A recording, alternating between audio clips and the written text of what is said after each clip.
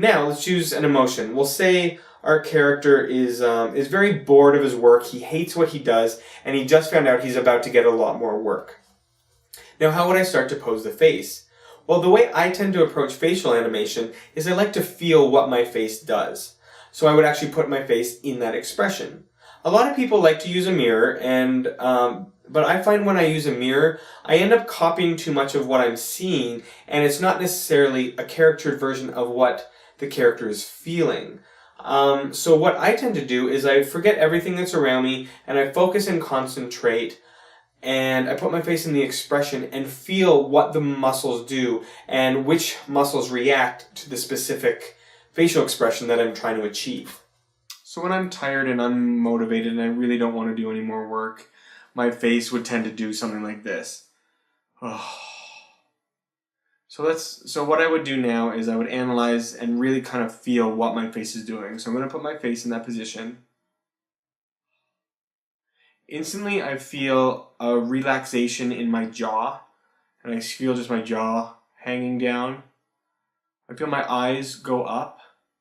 My eye direction kind of goes up and unfocuses. It doesn't really focus on anything.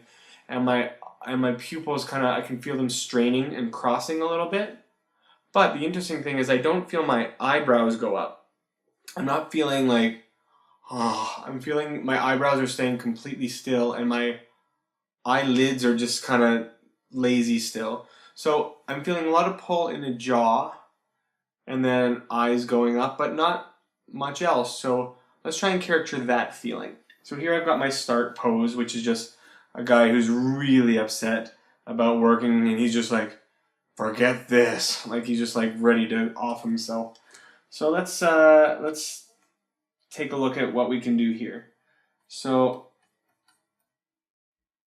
first I'm going to draw my jaw, my eyes, like I said, just kind of. The eyelids are a little relaxed still.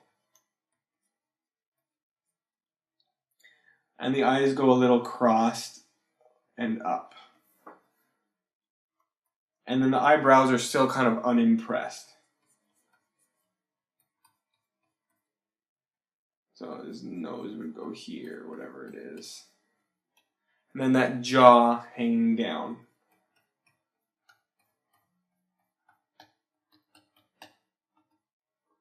I kind of feel the jaw pushing backwards as well. It's kind of relaxing back. Almost like it's just swinging on that hinge on your mandible.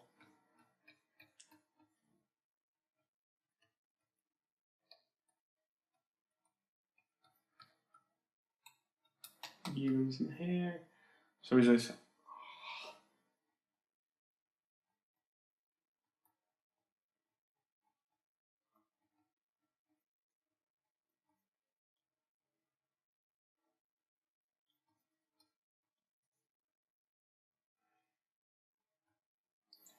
So here's a cartoony pose. It's not, someone wouldn't necessarily actually do that far, but as I'm looking at this, it's a fine pose. It's all right, but it doesn't feel like it's pushed very far. It doesn't feel like it's very cartoony.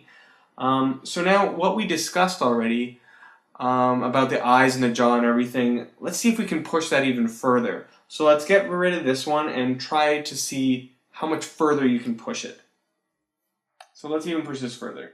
Let's take the same idea. Let's make his eyes a little bigger and more open, and sort of to accent the pupils crossing, maybe we actually make the eyeballs, or sorry, the actual shape of the eye start to aim towards each other as well, and that might help.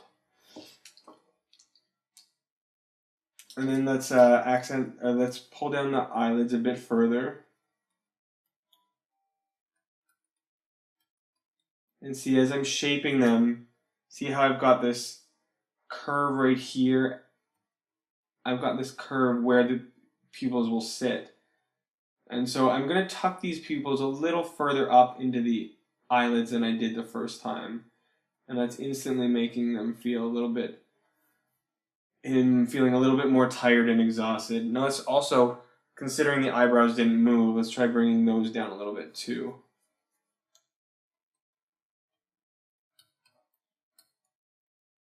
So already, just from the eyes, he's looking a bit more exhausted. Let's maybe bring these bags down a little bit. Now let's drop the jaw. Like, oh, let's just really try and push that.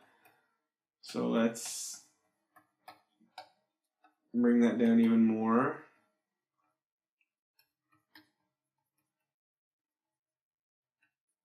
There's ears here.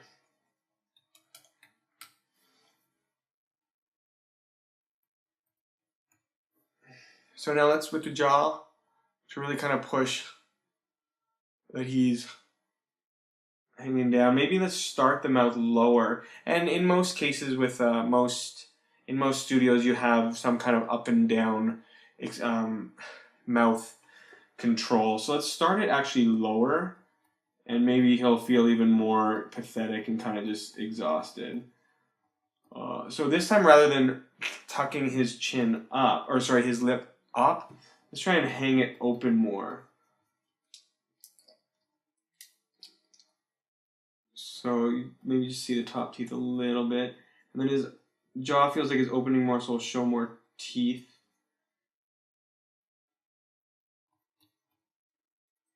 And this is going to start pulling on his nose is going to start pulling down as well. So instantly you can see this is already feeling a lot more cartoony than the one we did before.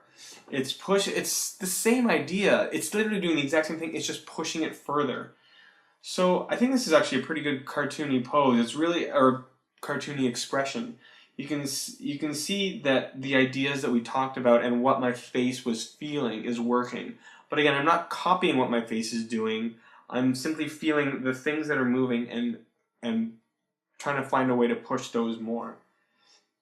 But let's see, like I said, this is cartoony animation, and this is cartoony facial expression. So let's see how far we can push this. Let's go one more step further and see what we can do with this. So let's turn this one off. Let's see, again, same idea, same body pose. We're not changing the body pose. And seeing if we can take those exact things that we did and push it further. So again, let's see if we can get the eyes more pathetically drawn together. At the top, shape the eyes more. Which you can do with the lids usually. Now, again, what I said about the eyelids, let's drop the eyelids down even more and bury the pupils. Bury the pupils into the eyelids as much as we can. So the eyelids are a little bit heavier now because they're further down. And let's really, really bury these pupils where you can hardly see them at all. And now, depending on the rig, and if you're doing CG, you might be able to try and find a way to puff up or stretch down the eyelids further. So let's just see. This is going to really kind of push this more and just really give him these dark bags. Like, he really doesn't want to be here. And then again, his nose. Now, his eyebrows, again, let's try and push them to give him that really kind of pissed off kind of look where they really don't move. So let's bring them down even more. That's already feeling, and then that's pushing out his brow a bit. So let's, his hair. Now let's drop his jaw even more. Now keep in mind that when I feel as my jaw is hanging down like this, it's so loose that if I left it there for a really long time, I would feel like almost the saliva would start gathering so much it would end up filling up and start drooling. Now I'm not gonna make this guy drool, but I want to give that feeling like almost he's just letting his jaw completely relax. And it's just hanging off his cheekbones here. So let's really push this. Now I know, depending on the rig, how far you can drop your jaw. That's a total different, it'll depend on what you're animating in. But let's see. So let's start this again lower than we started with. But now let's even push it further where we're not just keeping it symmetrical, but one side is becoming more slack-jawed.